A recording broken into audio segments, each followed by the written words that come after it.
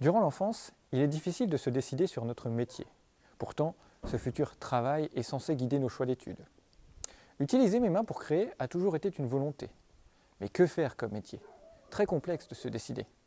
Petit, je souhaitais être dessinateur de BD, puis professeur de technologie.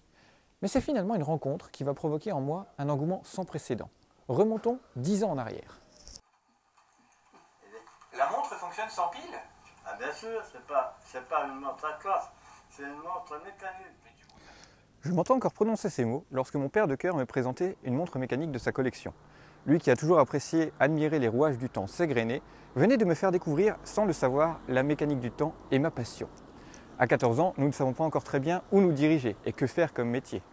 Cependant, c'était sans compter sur l'aide de mon entourage. De découverte en découverte et en démontant hasardeusement quelques gares de temps, je me suis pris au jeu du comment cela fonctionne, comment cela est possible.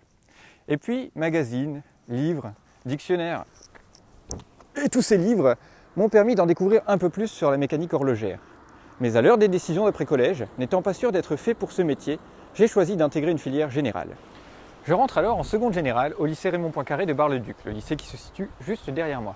Ici, je vais avoir la chance d'échanger avec deux documentalistes qui vont me faire découvrir encore plus l'univers de l'horlogerie.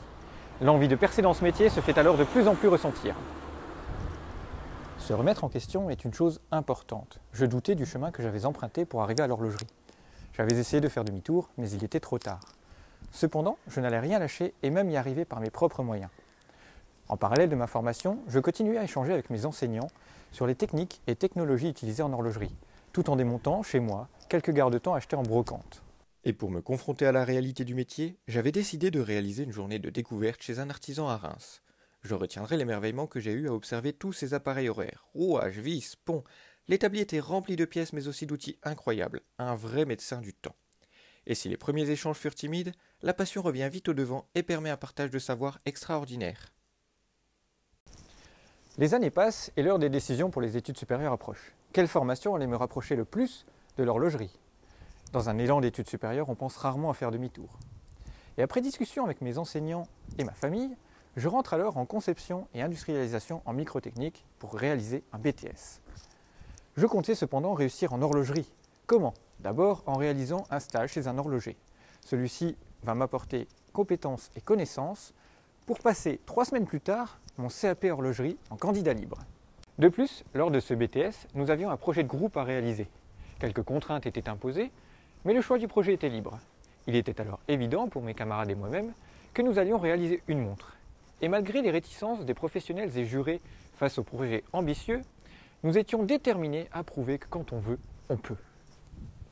Près de 10 mois furent nécessaires pour réaliser les moules d'injection, la boîte, les circuits électroniques pour rendre une montre solaire. Et grâce à la motivation de mes camarades, mais aussi celle de mes enseignants, nous avions réussi. C'est alors que mon envie de créer devient de plus en plus intense. Un concept venait de naître et n'était pas prêt de disparaître. Je pensais ainsi intégrer la vie active dès la fin de ce BTS et travailler pour un groupe horloger en tant que technicien.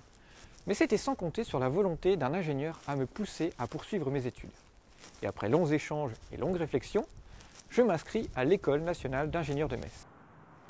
Les premiers temps furent complexes. En effet, passer d'un BTS à une école d'ingénieurs fut une véritable épreuve. Cependant, c'était sans compter sur l'entraide et le partage que provoque cette école. Et dans les périodes les plus complexes, mon établi d'horloger n'était jamais très loin. Montres, horloges, pendulettes, quelques restaurations ou créations me permettaient également de m'évader et de commencer à travailler ma dextérité tout en repoussant mes limites. J'arrivais toujours à consacrer du temps à l'horlogerie. Et durant les vacances, je m'occupais à développer des mini-projets, comme avec cette 400 jours totalement squelettée et transformée. 3e année passée, je commence la 4e en tant qu'horloger développeur pour un petit horloger de la région. Malheureusement, certains stages remettent tout en question. Mauvais management, pression, ce stage fut une catastrophe humaine, mais une réussite personnelle. Et malgré la volonté de mon tuteur à vouloir me dégoûter de l'horlogerie, je persiste et continue à m'affirmer dans ce métier. L'école d'ingénieur où j'étais n'avait encore réellement jamais abordé le sujet de l'horlogerie. Cette mécanique était trop petite et trop précise pour eux.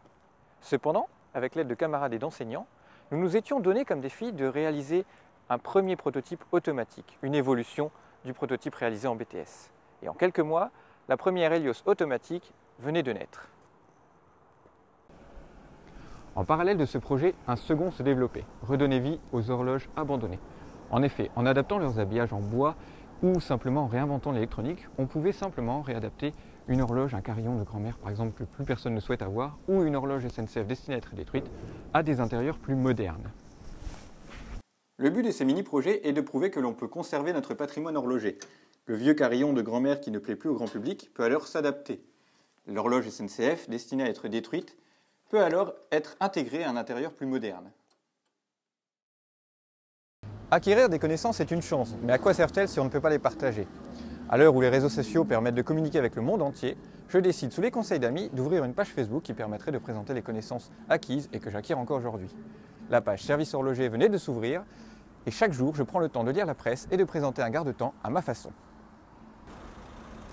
Cette même année, pour partager toutes ces connaissances, on m'offre la chance d'organiser ici même une exposition sur l'horlogerie. La première exposition de la ville de Revigny, la mécanique du temps, venait d'ouvrir ses portes et a permis à près d'une centaine de personnes de découvrir ce qui se cache derrière leur garde-temps. Mais l'échange fut double. En effet, j'ai pu apprendre quelques parties de l'histoire de Revigny, comme le fait qu'elle ait pu accueillir dans son histoire une fabrique de ressorts de réveil. En 5e année, face au succès de la page Facebook Service horloger, j'avais envie d'aller plus loin. Mais comment? Aujourd'hui, nous ne prêtons plus attention à notre environnement, à ce qui nous entoure. C'est le triste constat que j'ai fait lorsque j'ai observé le nombre d'ingénieurs qui étaient venus visiter la cathédrale Saint-Étienne de Metz.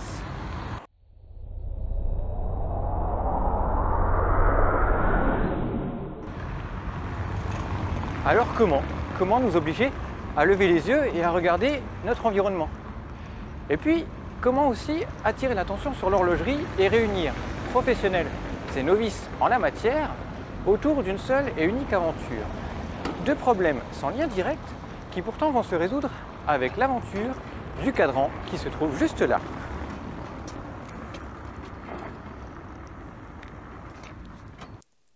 En effet, depuis 2 ans, un cadran de montre créé à l'école d'ingénieurs voyage autour du monde, passant de main en main et de ville en ville, grâce à la volonté de porteurs bénévoles et motivés à nous faire découvrir leur région, voire le monde. Si à la base le cadran devait s'arrêter aux frontières françaises, celui-ci s'est très vite expatrié pour nous faire découvrir le monde entier. En 2 ans, près de 300 000 km furent parcourus dans 25 pays avec plus de 500 photos au compteur. Ces photos me permettent de faire des recherches sur les histoires qui entourent ces monuments. Ces histoires sont ensuite présentées sur les réseaux sociaux pendant que le cadran transite vers le porteur suivant. L'aventure qui a démarré le 1er janvier 2018 est à suivre sur Facebook et Instagram et bien évidemment, tout le monde peut y participer. Pour terminer en beauté ce cursus, je fais le choix de réaliser mon projet de fin d'études en horlogerie. Et ce n'est pas les entreprises horlogères qui manquent en Suisse. Cependant, en trouver une capable de faire confiance à un apprenti ingénieur et à son école, c'est plus compliqué. Après quelques jours passés au téléphone, c'est finalement ETA qui nous confie l'analyse d'un projet. Et après 5 mois de recherche et de développement, le projet se termine sur une note positive. La suite devient alors évidente. Entrer en bureau d'études, concevoir, créer, partager, mais c'était sans compter sur l'aide du hasard. Facebook est un réseau social puissant. Il est capable de croiser suffisamment d'informations pour retrouver des amis d'enfance. Et lorsque l'un d'entre eux est horloger et que son parcours peut compléter le vôtre, il faut sauter sur l'occasion pour lui demander comment il a fait. À 22 ans, je me retrouvais devant un choix inédit. Entrer en bureau d'études en tant qu'ingénieur et développer pour un groupe horloger, ou repartir dans des études d'horlogerie en brevet des métiers d'art à Rennes. Et au vu de mes envies futures, je fais le choix de suivre ma passion et mes rêves. Mais intégrer cette formation était synonyme de beaucoup de sacrifices.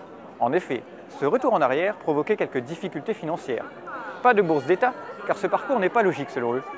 Mais quand on veut, on peut. Alors petit job ou job d'été, puis un jour, on vous parle du prix de la vocation. Chaque année, 20 lauréats reçoivent un prix permettant de financer leur passion. Si au départ on se dit que cela n'est pas pour nous, on se dit aussi que cela ne coûte rien d'essayer. Et de sélection en sélection, lorsqu'au final on vous téléphone et qu'on vous annonce que vous êtes lauréat, une partie de vos problèmes disparaît. La fondation Marcel Bleustein-Blanchet venait de me permettre de me concentrer uniquement sur mes années d'études. Et bien plus, elle m'a permis de rencontrer d'autres passionnés par leur métier. En brevet des métiers d'art, je peux enfin comprendre le fonctionnement clair des garde-temps, mais surtout combiner l'œil de l'ingénieur à celui de l'horloger. Et la réalisation de fin d'année allait me pousser dans quelques retranchements car combiner la technique à l'artistique fut un véritable défi, surtout lorsque la dernière fois que l'on a fait de l'art remonte au collège.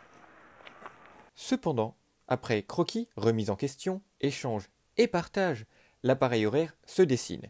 Et quoi de mieux que viser la Lune pour les 50 ans du premier pas de l'homme sur cet astre? C'est ce thème qui m'a servi d'inspiration.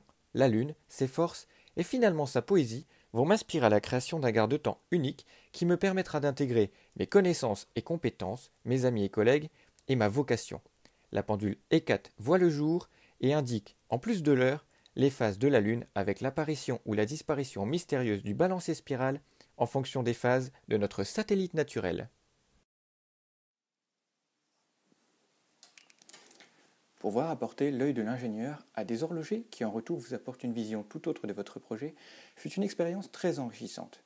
Actuellement en certification de qualification professionnelle horloger qualifié, je profite de cette dernière année d'études pour enrichir mes connaissances et compétences en montre à complications et développer en arrière-plan une montre qui va s'inspirer de E4. Les différents stages réalisés et à réaliser me permettent également de partager des connaissances et des compétences tout en développant une forte exigence. Dernier en date, le stage au Longines m'a permis d'appréhender différentes montres à complications et ainsi de les comprendre pour développer des futurs garde-temps. Je me destine à exercer ma passion en tant qu'ingénieur horloger pour un groupe tout en développant en parallèle mes propres garde-temps. Mais la fibre du partage n'est jamais très loin. À force de me répéter que je dois absolument transmettre le savoir accumulé, je finis par me prendre au jeu. Et je ne peux même pas contredire le fait que partager me rend heureux. Alors que va-t-il se passer dans un proche avenir ? Créer, inventer, partager ? Cet exercice de raconter sa passion en quelques lignes est très complexe, mais permet de faire un bilan de parcours quel qu'il soit. Alors merci à tous ceux que j'ai pu croiser et avec qui j'ai pu échanger. C'est à eux que je dois mon courage et ma combativité face aux obstacles rencontrés. Si je devais retenir une chose de toute cette aventure, c'est qu'il ne faut jamais se décourager et surtout qu'il faut partager, car seul on va vite, mais c'est ensemble que l'on va loin. Si je devais résumer ma passion, je dirais que celle-ci anime chacun de mes jours depuis 10 ans. En effet, chaque obstacle surmonté était pour moi l'occasion de prouver mon envie de ne jamais travailler. Car comme le disait Confucius, choisis un travail que tu aimes et tu n'auras pas à travailler un seul jour de ta vie. Mais on surmonte rarement les obstacles seuls. Au-delà d'exercer une passion, celle-ci provoque également des rencontres et des échanges inoubliables.